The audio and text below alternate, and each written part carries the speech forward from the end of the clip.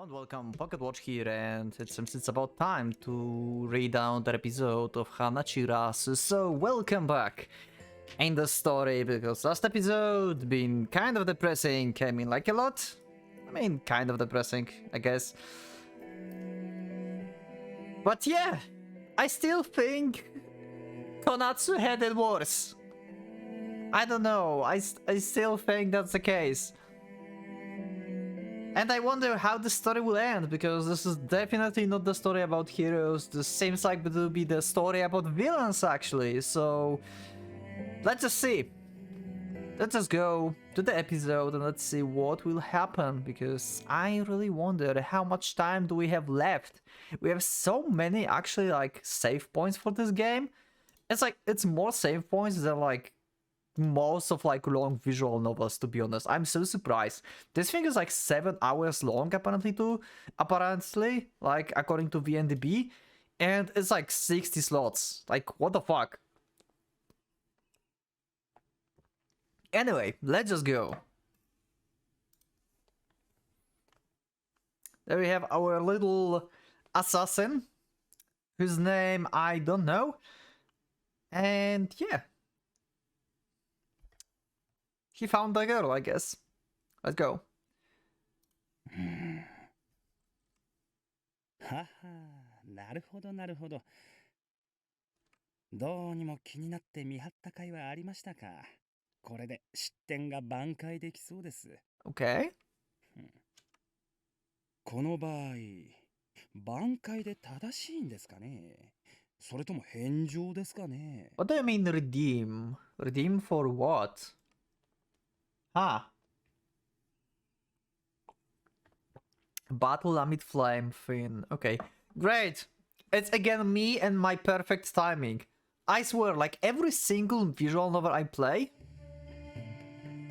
I'm ending episodes just before the ending. I swear, this is the case with every single visual novel I play. Let me know in the comments if you watch any other series than this, and if you realize that as well. I have a feeling like I'm doing this way too often.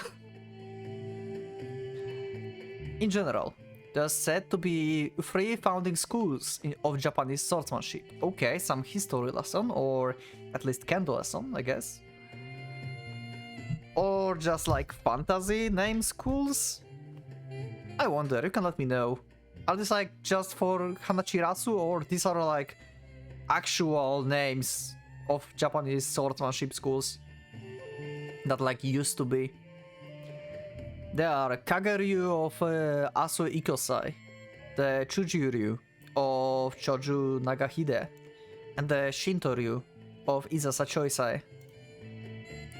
All 3 were established during the Muromachi period, but of course, the history of swordsmanship does not begin there.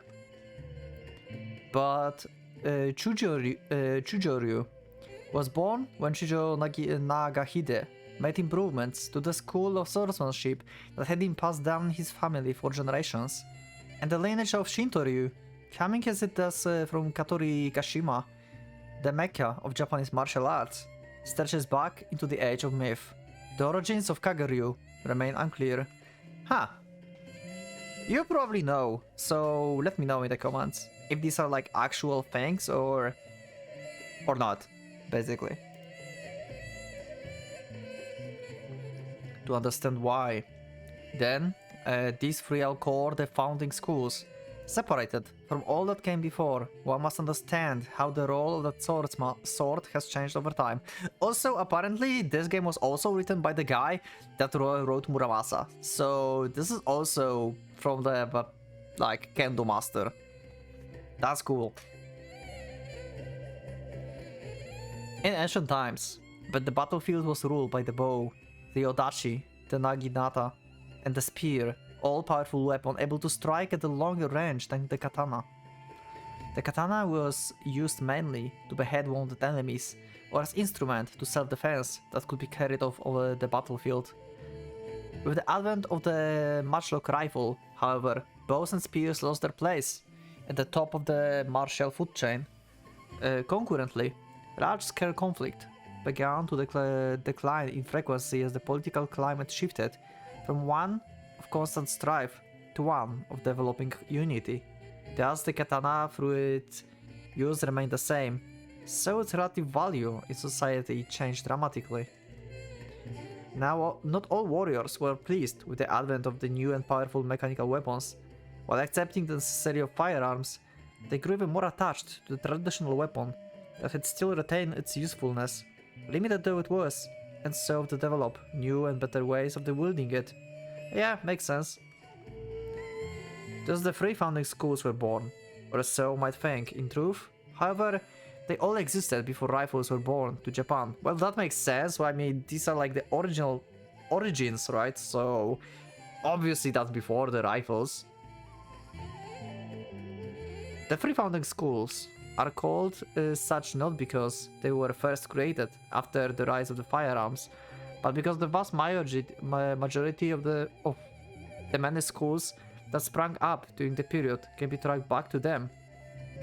From the Kageryu came the Shinkageryu, Takisha-ryu, Yugu Shinkageryu, Muju Shinken-ryu, and Hikata Kageryu. Hikita, sorry. From the Chujio-ryu came the Toda-ryu, Ito-ryu, Tenshin Ito-ryu, Hakushin Ito-ryu, and Togun-ryu. From the Shinto-ryu came an Ippa-ryu, Ken-ryu, Jigen-ryu, Nodachi Jigen-ryu, and Shinto Munen-ryu. I will not remember this, but I heard these names. Probably in some other novels or something. Or somewhere, I don't know. I feel like I heard this somewhere. Wait, isn't Shinkage Ryu from Muramasa? Is it like Rokuhara style?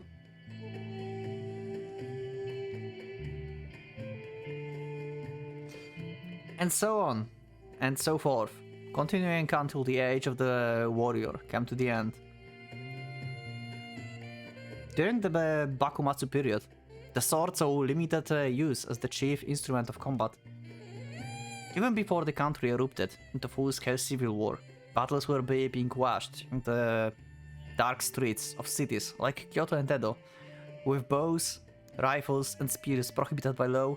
Royalists and revolutionary alike had no choice but to wield the katana.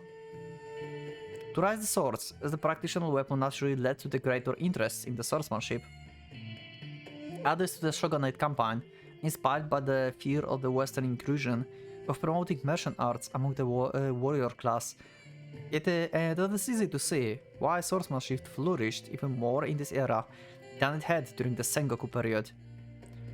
The Shinsen Bujitsu Ryu Soroku, a genealogy of martial arts, published in 1843, lists 72 schools that were selected as best representing Japanese swordsmanship. If there were that many famous schools, then who can say how many there might have been in total? Although swordsmanship fell out of favor in the wake of Meiji Restoration and remained stagnant during the Taisho and Showa years, the ascension of Ishigama Kaigen heralded its return to glory. Now schools of swordsmanship are once again springing up all over Japan. And the certain of this new martial renaissance is, of course, the prefecture of Tokyo, a city no less plagued by the violence than was Bakumatsu era Kyoto. As the saying goes, in Tokyo there is a dojo on every block and a sword in every belt. Well, we established that they need there's like high crime, right? Like ratio, basically. And everyone needs like to protect themselves and stuff. In general, an increase in the number of schools coincides with the development of the new techniques. A new school or branch is formed when a student tires of his master teachings and expands upon them with its own ideas. It's true that sometimes those ideas are ill-conceived, a step back from the master's wisdom, Such schools soon collapse, however, and are reabsorbed into their progenitors. In other instances, a school may lack a worthy successor, or a master may die without passing on all of his knowledge. When this happens, techniques may very well be lost. But even in such cases, they are rarely lost forever. A different school might devise a similar or identical technique, or later, masters may resurrect the techniques of their forebears. It can therefore be said that overall the arts of the sword has continued to develop to this day, and yet there are techniques that slip through the cracks. These arts are born and die through a wholly different process than most. They are not forged through a great master lifelong study that confers to the disciples through rigorous training. They are born suddenly, in a flash of inspiration, brought in the world by the favor of heaven, and last only as long as their creators. Is it similar to Himmelmanturn? Who knows then knows what that is. Isn't that kind of similar? Is that the principle? An art that exists for a single warrior. Those who follow the way of the swords call this Maken, mystical inhuman. Yeah, okay. Himmelmanturn turn was Maken, right? I think. I knew I heard like that phrase. Yeah. Actually, Maken is Kabutowari, right? Kabutowari also is Maken, I believe. Many legends of Maken are told to this day. Like all legends, however, they serve not to tell the details of the thing, but rather to convey the majesty and power of it. For Tsukhara Bukoden of the Shintoryu, Hitatsu no Tachi. I heard that name somewhere. This technique, the product of ancient teachings of Bokuden's incredible talent, was said to be able to defeat any foe, any school with a single stroke. Yeah, like Hitotsu, like Hito is one, so Tsu, I think it's hit? I'm not sure, but Hito is like one, so yeah, Hitotsu. With a single stroke. Some of the disciples claim to have inherited this art, but to this day there has been no successor who performed it to satisfaction of his peers. For Matsuyama Mondo Daikichi of the Nikkaido Heiho, Shin no Ippo. What that might be? Shin no Ippo. Ippo is also first. It's not one, it's first, I believe. I'm bad at counting. I might be totally wrong. This art allowed him to paralyze anyone with a single glance. It is single, so like one or something, like first. Okay. It is said and even knock his enemies unconscious. If taken at face value, this can be only explained through sorcery or witchcraft. The most common interpretation of this his battle cry struck into fear into the hearts of his opponents, or something to that effect. Of course, this hardly does the infamy justice, so perhaps there remains mysteries that have yet to be revealed. For Okita Soji of the Tennen Rishin Ryu, Sandanzuki. It's something about third, about three. Three trust, see? Three trust unleashed in a single breath.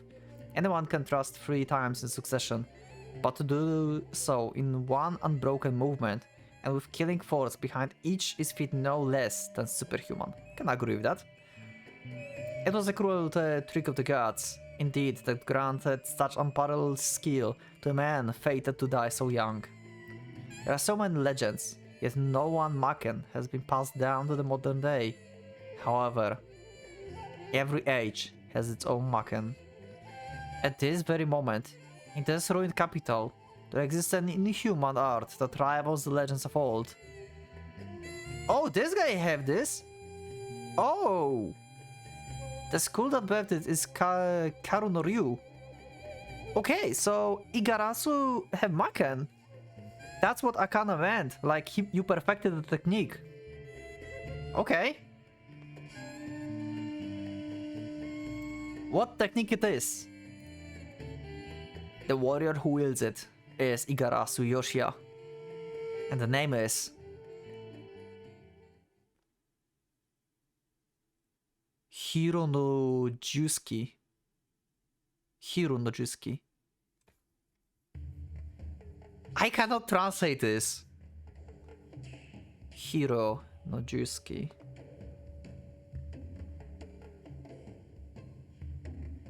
I'm trying to check my memory if I heard something similar.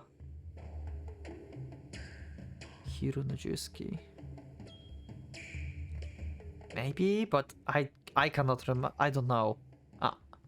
I will not remember.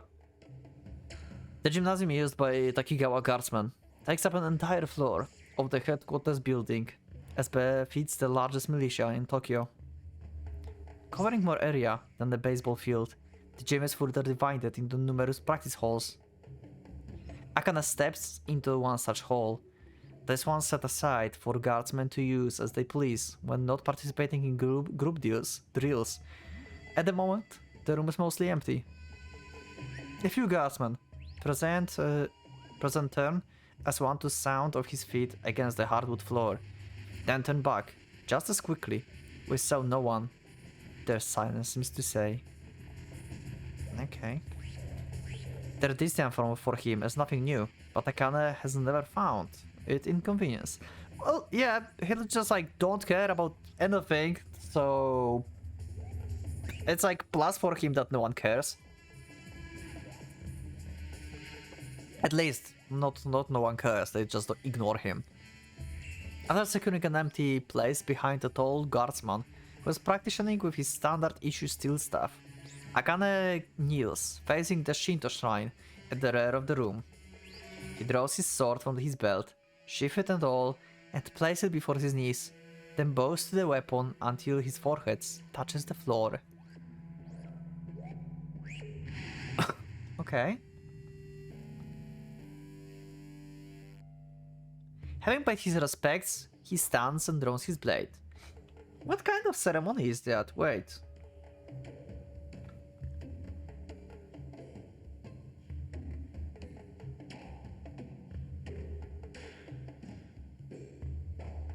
Is it like... Is it something you do in dojo? Before like sparring, training or something? Is that comes from like real thing? Can someone let me know? Maybe like what's the name of the ceremony? Like paying respects to the sword? Huh. Interesting. I want to know more. He takes a breath, slow but shallow, and places his left foot behind his right. At the same time, he raises his blade over his head. Tension drains from his shoulders, elbows and wrists. Exhaling, he steps forward with his right leg and swings straight down. His left leg comes up behind the right. He now retreats, leading this time with the left. Inhalation. He readies his blade in the Chowan position. Chudan. These are like in very weird font. Chudan position, held before his chest, with point on an eye level. He prepared for his next strike, raising his sword over his head until the ridge is touching his back. The step in and the slash. During this drill, which is much basic training as it is a warm-up exercise, Akane pays particular attention to keeping his arms completely relaxed. The Karu no Ryu teaches that the sword is to be swung not with the strength of arms, but with the weight of the body. Well, Akane does seem like he's like very light and he's like not very strong. So, makes perfect sense. Also, we saw that in some other instances in the other game. The steps in causes the body weight to shift, and the slash is performed and transmits the energy to the sword. The arms are nothing more than the conduit. Applying force to them directly will only hinder the process. The power generated by the body in motion is far greater than the strength of the arms, but they are but one part of the whole after all. Of course, this method is merely the one favored by Akane's school. Other disciplines have their own. Many schools focus on utilizing the rational force of the hips, an element that is not strongly empathized in the Karu no Ryu. There are even said to be schools, likely left over from the time when warriors battlefield in full armored dress, that embrace wholeheartedly what Akane rejects outright, employing the full strength of the arms, while still executing high-level techniques. Akane has never seen such a thing in action, however. A new initiate into the Karon Ryu must first master the relaxation of the arms before he will be taught anything else. At the beginning, many believe that it should be impossible to swing the sword without having any tension in the arms. But they are right, of course, but without striving to reach total absence of force, one will never learn to transfer the weight of the body. After all, the body does not come with such a program pre-installed. Only when it is forced to swing the sword without any help from the arms will the body grasp the mechanics of the weight transfer and do what it thought it could not. As they say, necessity is the mother of invention. I wonder if there will be someone who can actually use strength of arms and then use the weight of the body at the same time. That would be devastating power.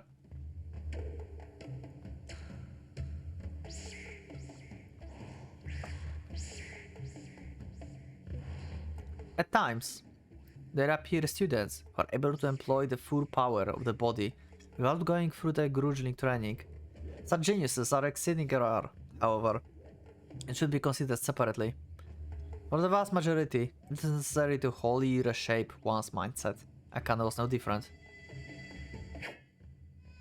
He continues his striking practice, keeping the tension of his arms to absolute minimum. Each step does transfer all 50-odd kilos of his weight to the sword. Okay. Again, detailed CG, I like it. Pretty cool. The only time he uses his arms is when bringing a sword to a halt, and even then, no more than a squeeze of fingers is necessary.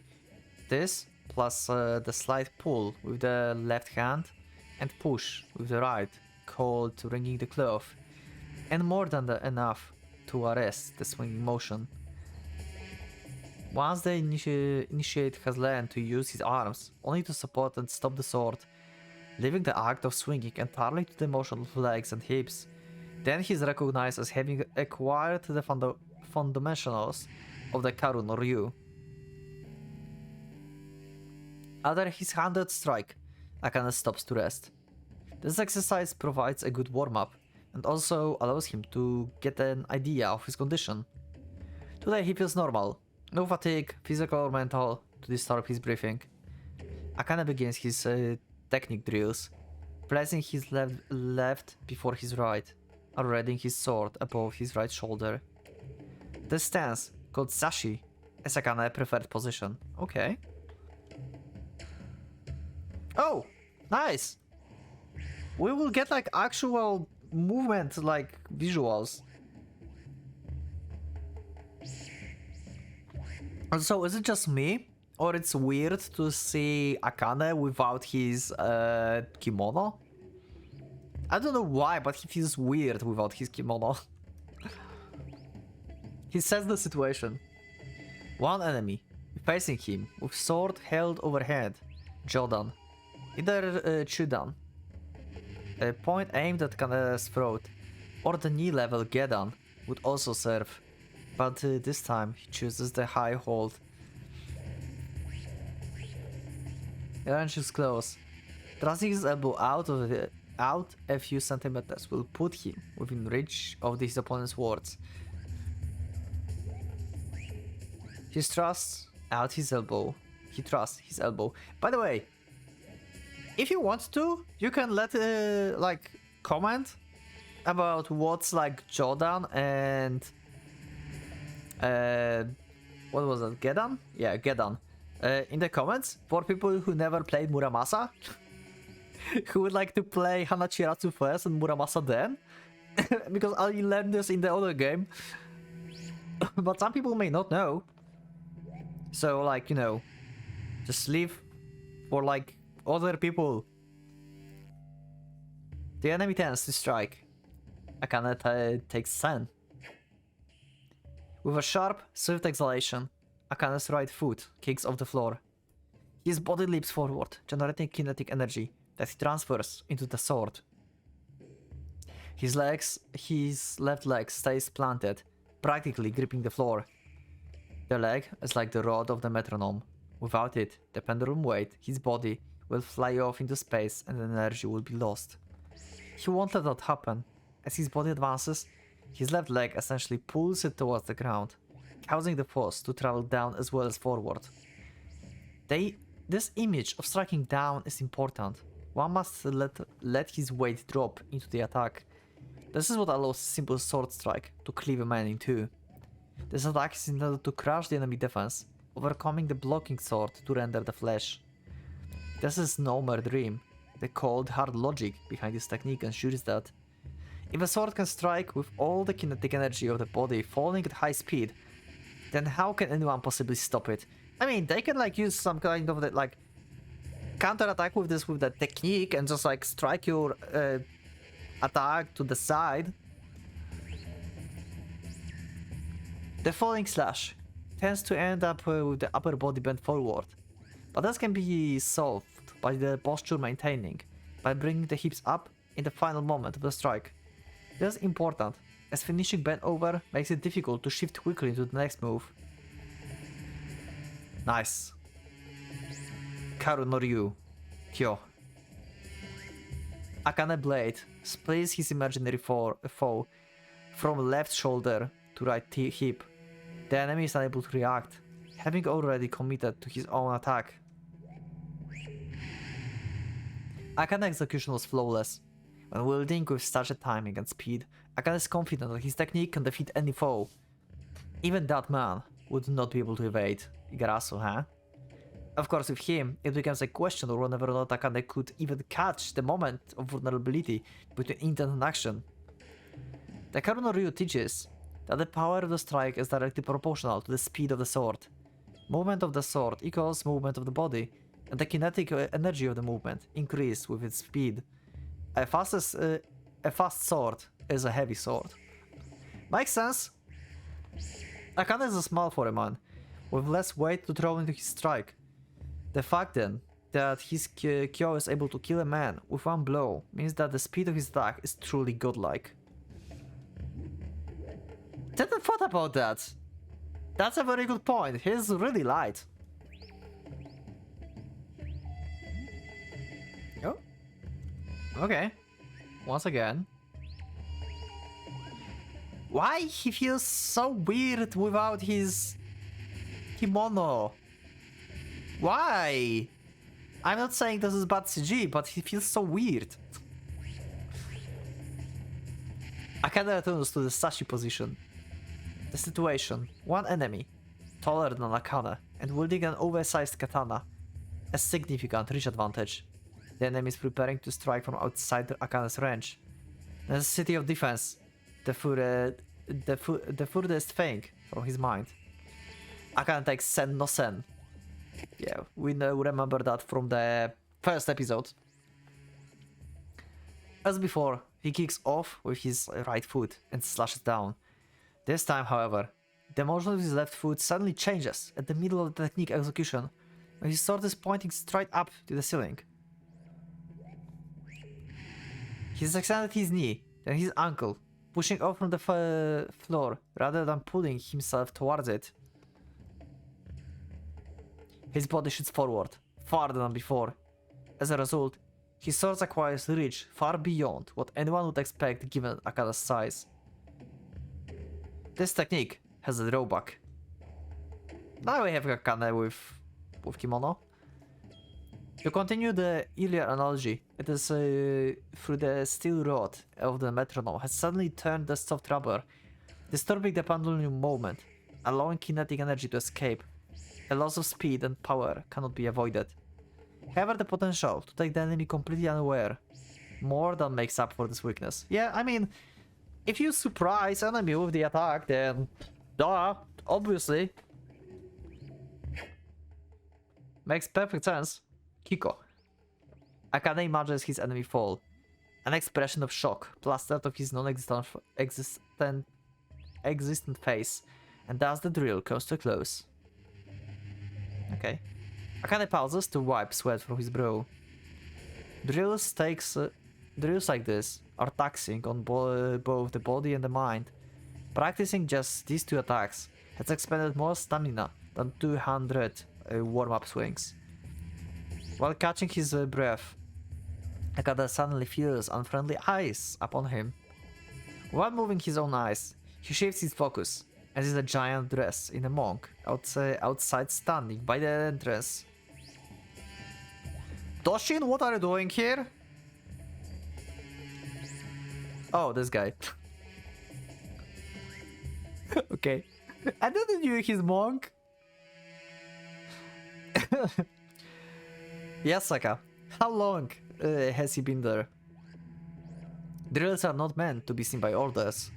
Techniques, like Kiko, that depend on the element of surprise are easy to counter once their existence is known. Keeping them hidden is vital to their strength.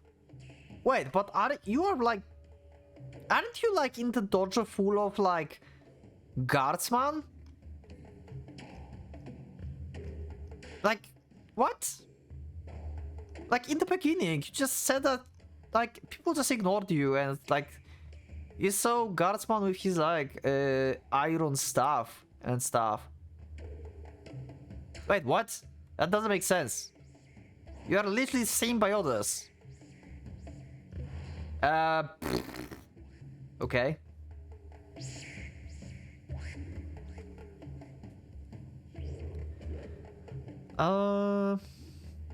That said, Yasaka has already seen this attack before on the battlefield. There's no point worrying about it now.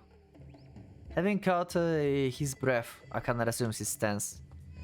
This next technique requires more room than the last, but a look around tells him that there's no one close enough to get in the way. See? There's a lot of people around you. I guess like he don't care if like simple guards see it. The situation. One enemy. 5 meters ahead. Whoa, that's a long distance. Approaching casually, with a sword drawn and ready. Keeping his hips lowered, in preparation to strike, Akane swiftly advances on the enemy. The range closes to 4 meters. 3, 2. Akane enters the danger zone. Just within the reach of the opponent's blade, the enemy strikes. At that exact moment, Akane pushes off his landing leg to perform a short, smooth backstep. The attacker sword passes harmlessly before his eyes. Akane takes Gono-sen, a diagonal downward slash, using once again the same form as Kyo. The sword catches the enemy arms at full extension, severing them completely. We saw that happening before, actually. When, like, with the attack on the rebels. He cut off hands of someone, I remember.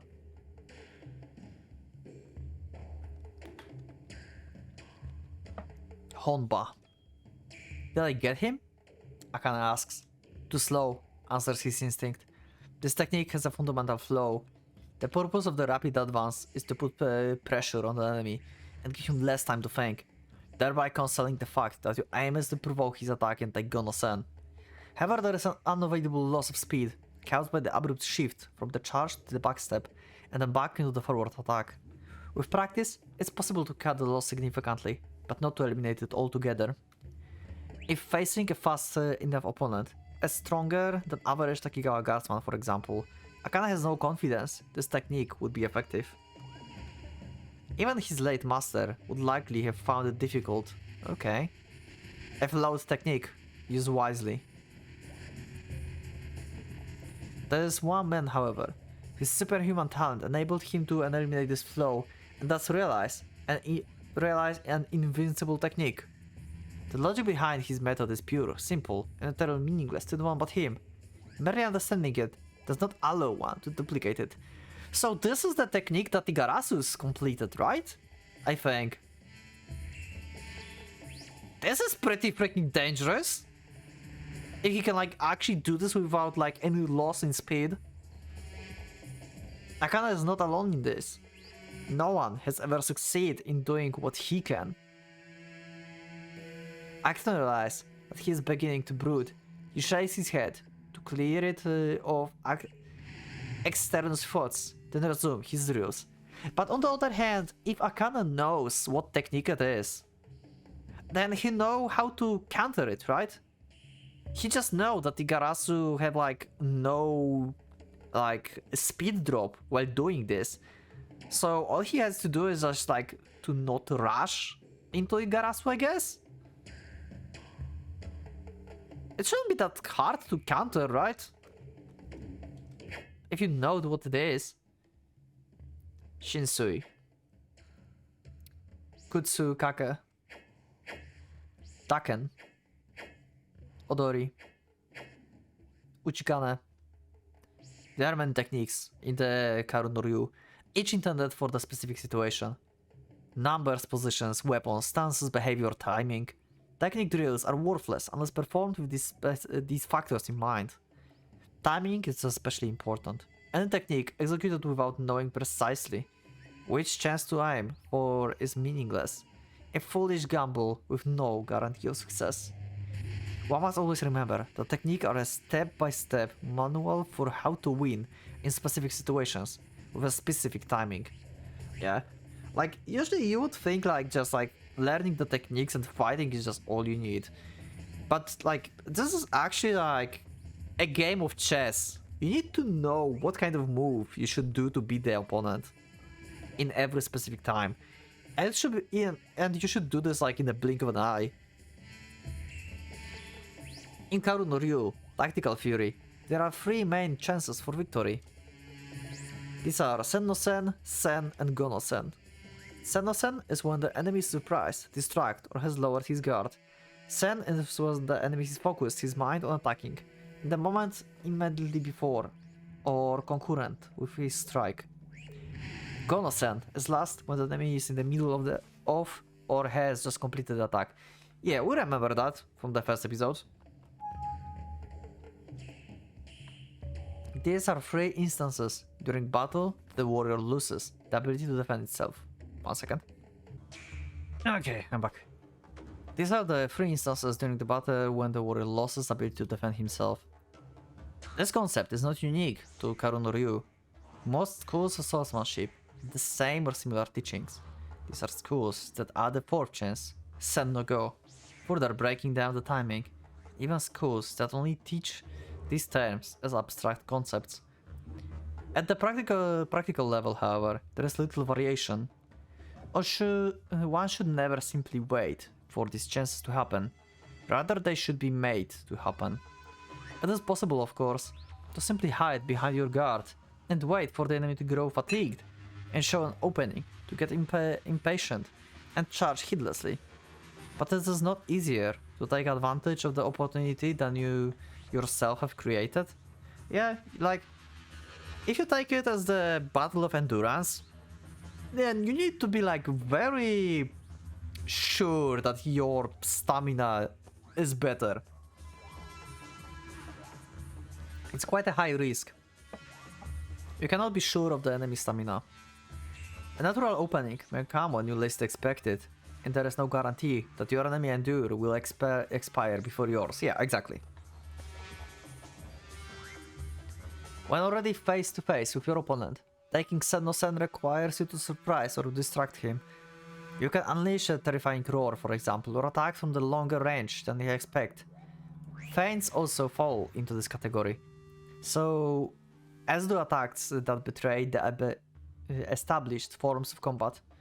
If your reputation is not a concern, you can always pretend to surrender or allure to the presence of the allies, sneaking up behind your enemy. Such a foreplay can be quite effective, yep. When aiming to take Gonosen, you must first provoke the enemy attack. This means showing a vulnerability of your own. One option is to feign exhaustion, or pretend to be distracted by something. Alternatively, if the enemy appears to be aiming for Sen, displaying the intent to attack usually works. Once the enemy takes the bait, you evade or deflect his strike, then finish him with your counterattack. It's the best for defense and counter to be contained for the same move. For example, a rising slash to the arms in response to the downward blow. Taking Sen can be considered the ultimate union of defense and offense, while similar to Gono Sen, in that you begin by invading the enemy attack. Your intent is to defeat the attack before it occurs.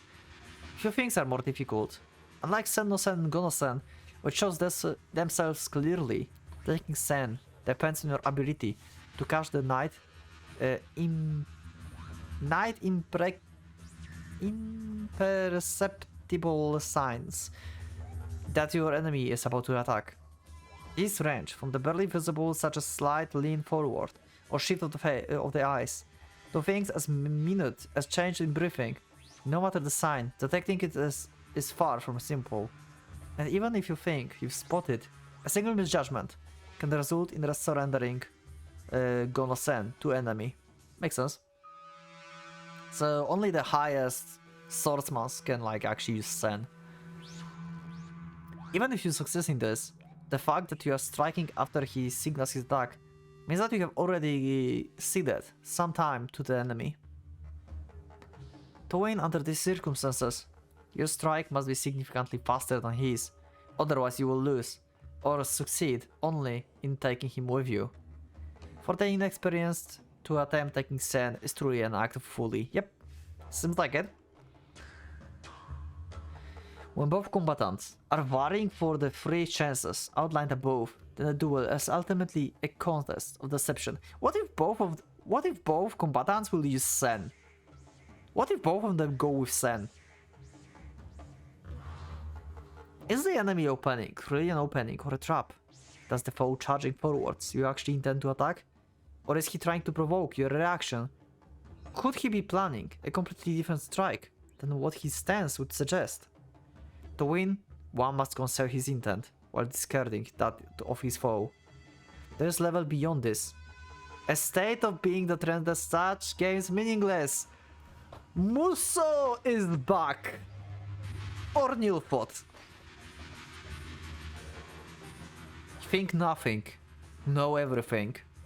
Abandon all thought, and your soul shall perceive the whole of creation. Are we going to have Muga as well? To enemy, your heart will be as formless as the mist, while to you, his intent will be clear as day. Once you reach this supreme state, you will never again know defeat. In fact, the true masters of Muso has no need to fight.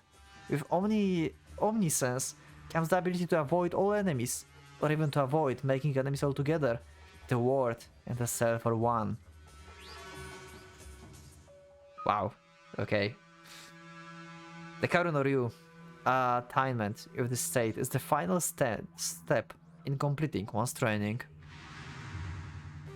Akana is far from achieving Muso. He doubts it will ever be within reach.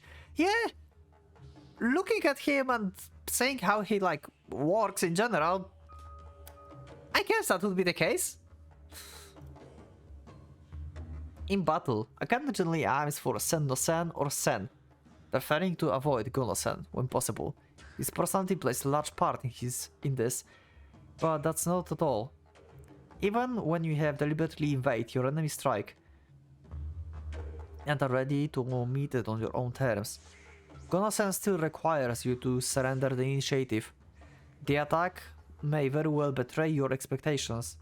Every school has one or two techniques like Akane's Kiko that extends the user range or strike from an unpredictable angle. Akane prefers to strike first and win before the enemy ever has a chance to act. When exploiting vulnerabilities to claim Sen no Sen or provoking an attack to take Sen, Akane's superior speed and reaction time has allowed him to prompt countless foes.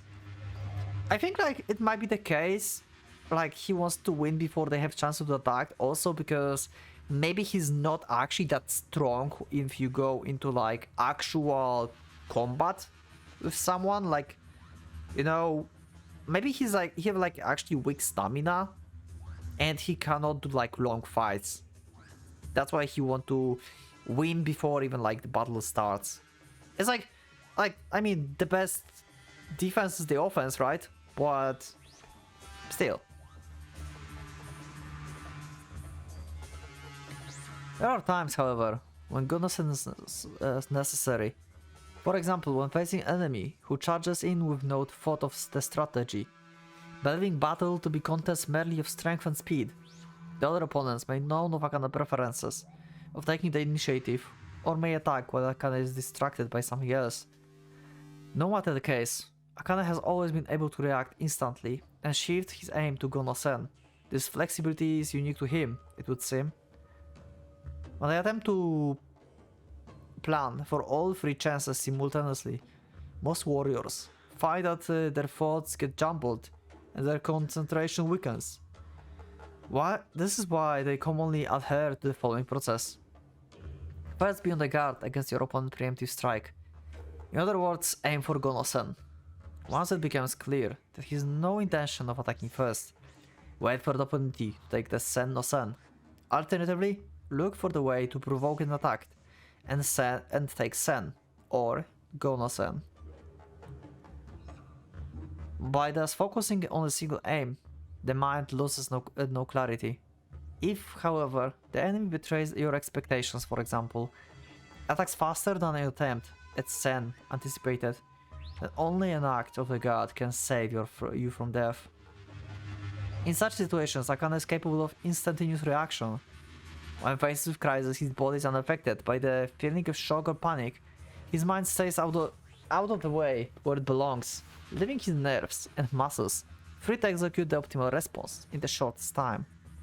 Thus, when Akane attempt at the preemptive strike is itself preempted, he is nevertheless able to evade his enemy's sword and counterattack without missing a single beat. This is somewhat similar. The predecessor of that warrior that has reached Muso is set to attain. Yeah, that's what I was like about to say. Like what I just explained, that like his body basically automatically reacts to everything. It's similar to Muso or Muga.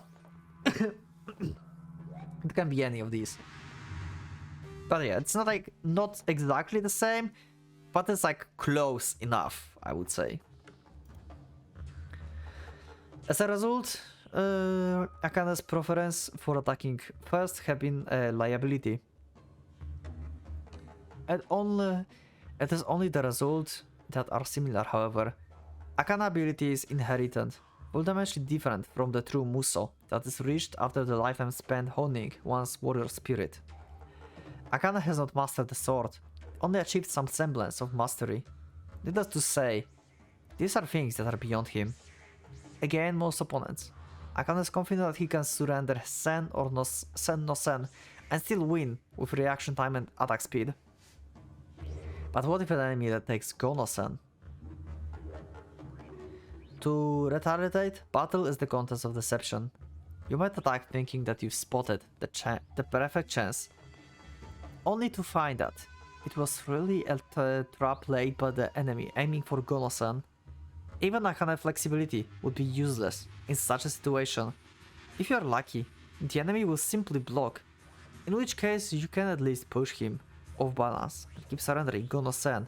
If however he deflects or dodges, then you will have to give him a fatal opening. If anyone is like listening to this part, let me know in the comments.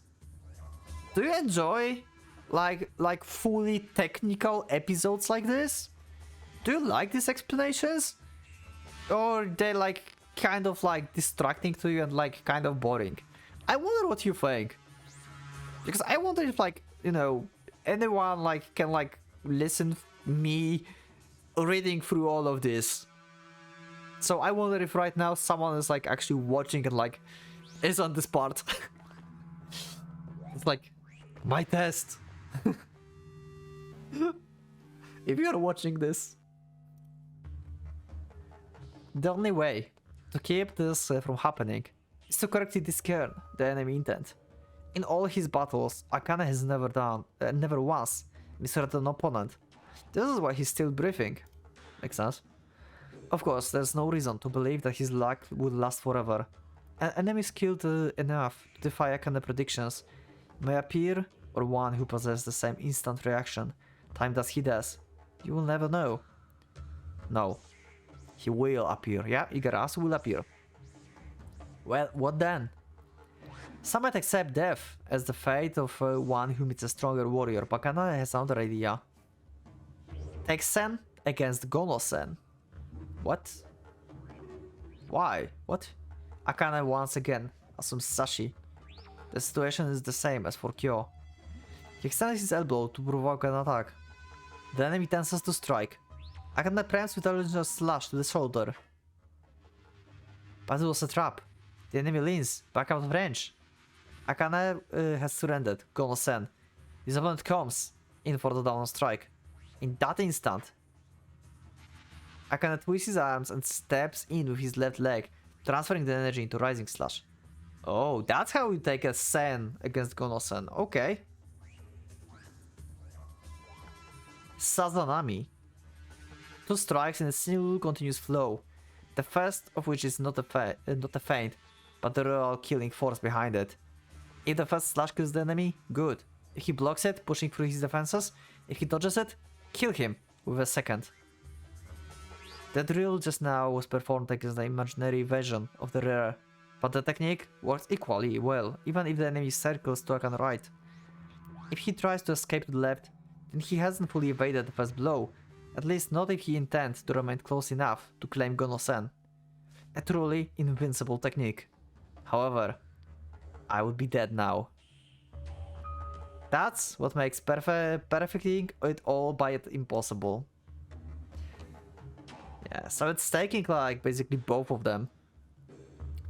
First, a step in with the right, using the left for stability, then the second attack with the legs reversed.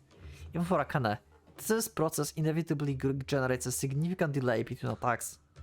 The enemy strike will always have the advantage. That is not the only problem.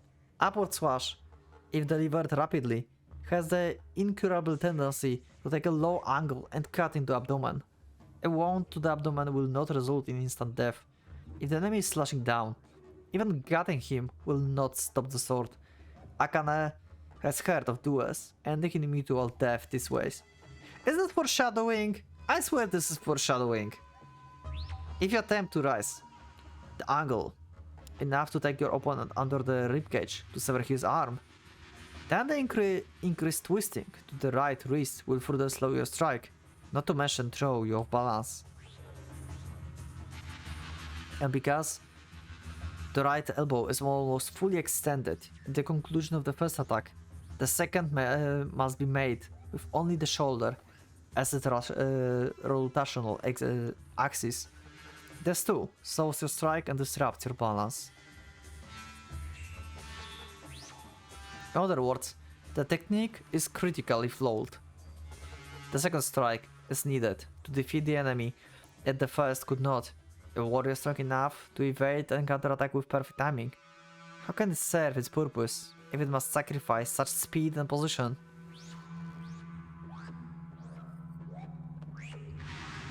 Well, all we can do is train, right? Akane sighs inwardly. He is well aware that there is no such thing as an invincible technique. One can only zealously practice imperfect techniques, even striving to get just a bit closer to that distant peak. Such is the way of the sword, unless, like him, you possess the wings of genius that can carry you to the pinnacle in one mighty leap. But there's no point wishing for that you don't have. Akane devotes himself to the infinitely more useful acts of swinging his sword instead. Third, thrice, 10 times and 20. Sweat rolls his face, plastering his hair to his forehead, and still he's nowhere near reaching the ideal speed. It would be simple to just swing twice, but without the movement of the legs and hips to go with it, sword will not have sufficient speed and power to kill a man with one blow. But if he performs the footwork, the time needed to chain the slashes increases dramatically. Perhaps he could make the first strike like a feint. That would reduce the necessary effort. If his enemy sees through it, however, the feint is a good way to get himself killed. The technique is meaningless unless both strikes have little force behind them. In addition, they must be blindly fast, that the enemy has no chance to counterattack. He might as well be trying to solve the undefined field fury. Okay.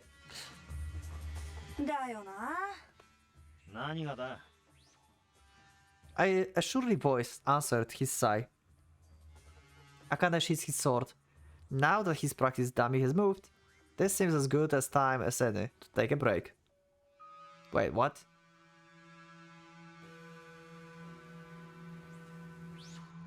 Practice dummy has moved. What? Okay. He looks up at the young guardsman standing before him and shrugs with one shoulder.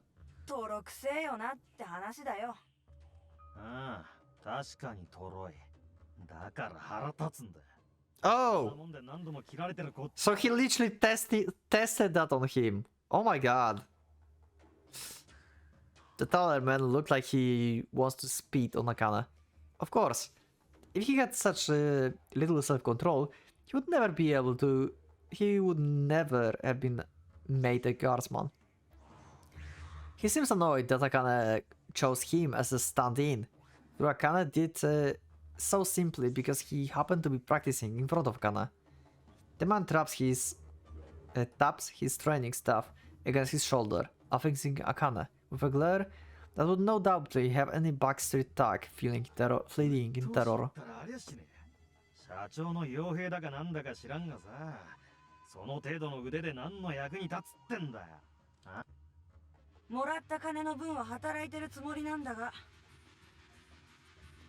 Actually, Akane has no idea what's the going rate for the mercenaries is, if such a thing even exists.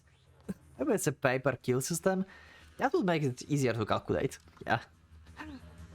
While feeling his hair, Akane scans the room.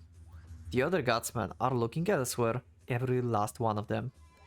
Which means, of course, that they are deliberately staying out of this confrontation.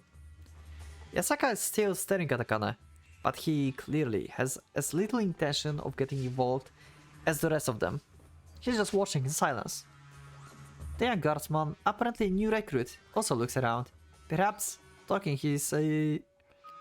his peers' fine indifference as a show of support. He trades his angry skull with a mocking grin.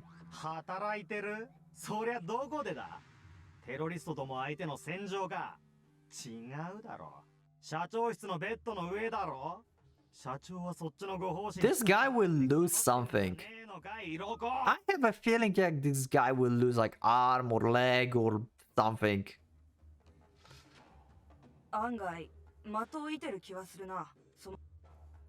Akane is being perfectly serious, but the guardsman appeared to take his response for surrender. His face is practically glowing with contempt.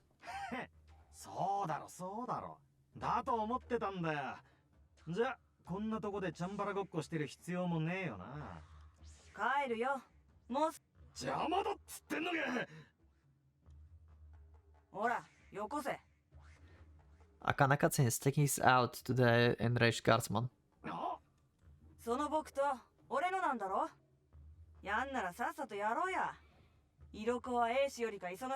Wow. Wow, wow.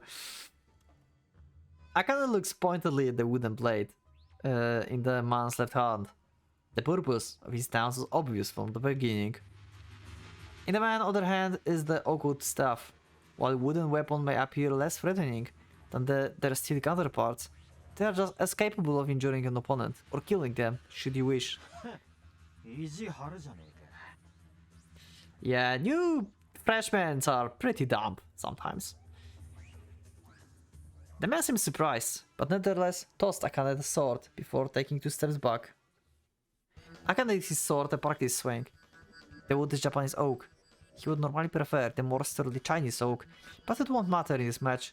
The length is half acceptable. Now that the two have taken positions for a duel, the guardsmen surrounding them, being the waver between maintaining the facade of the indifference and satisfying their curiosity. Some are even using the wall mirrors to watch.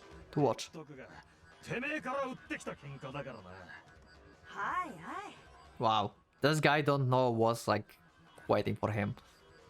Akane smirks at the man attempt to absolve himself of responsibility. How treat? If he's that worried about getting into trouble, you should just aim to kill Akane outright.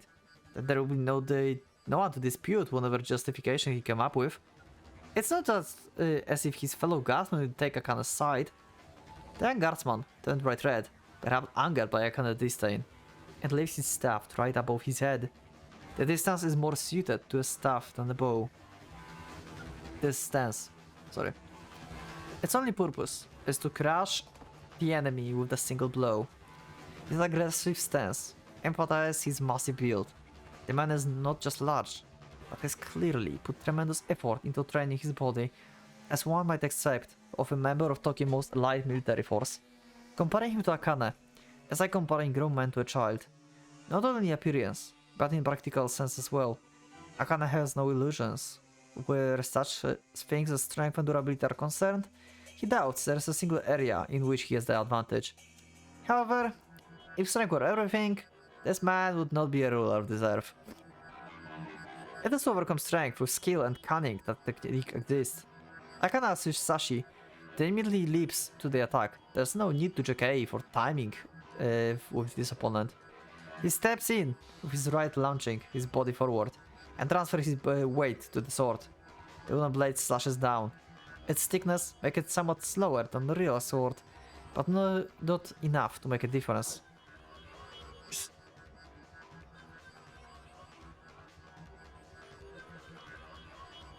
The guardsman exhales sharply and slides backwards, as though standing on top of the conveyor belt. The speed and an extra short backstep without the slightest change in posture is only possible with a strong and flexible lower body. The reaction time is also fast, though it's unlikely because he already knew. This is likely because he already knew how Akane would attack. Akane's sword slices nothing but air. The man surges forward. The speed and force of Hirabuki making his body appear to suddenly double in size. His staff crashes down like a Titan warhammer. There's no way to block an attack of such power, and it's already too late to evade. The blow pulverizes Akane's collarbone, and then, after giving him a few more kicks, while he's down for good measure, he will make Akane kneel and apologize before letting him flee. And then his senior guardsman will lavish him with prize, and the attack will recognize his ability and bestow upon him the legendary exploding staff technique, which will make him powerful that Yumi will fall madly in love with him, and he will become her husband, and be made president of the company and live happily ever after. Such a good dreams, right? Or at least that's what Akane imagines is going through the young guardsman's head right now. In reality, however, things do not proceed quite as planned. Akane hears a faint squeal from above his head, like that of the pig on the chopping block, and sees a few drops of formless salvia fall past his face. Pretty disgusting, but he doesn't blame the man. I would be rather terrifying if he could grin and laugh after having his elbow blasted apart. Stepping back, Akane sees the confusion on the guardsman's face. What's so hard to understand? All Akane did was step in with his left and deliver the rising slash, tanking the man's arm from beneath before his attack had fully begun. Wasn't he watching Akane practice that technique just a minute ago? Or maybe what he doesn't understand is how he could possibly fall to such a slow technique, in which case, has dumber than Akane thought. トロい技をもう少しトロくないようにできねえか、あれこれ考えて研究しながらやってたんだよ。余計なことしてなけりゃ、これくらいには早くやれる。Yeah. The man falls to his rear, then at least succumbs to the pain and screams. Great. Well, I knew he will lose something. Akana pays no attention to him, being busy with his own thoughts. It's still too slow. The step in and the arm twist of the second slash takes too much time. Not to mention that he almost lost his balance just now. It worked because his opponent was careless, but normally it would be extremely risky to use this technique on someone on his level. Of this level. He has to keep practicing, find some way to make it faster. No, that won't be enough. He needs something entirely new. More efficient way of executing the double strike. But what could that be? Well, he needs some inspiration, probably. Akana walks out of the practice hall, deep in thought, leaving the wailing man in his shattered arm. The other guardsman rushing to help him, and they're bitterly scolding Yasaka behind.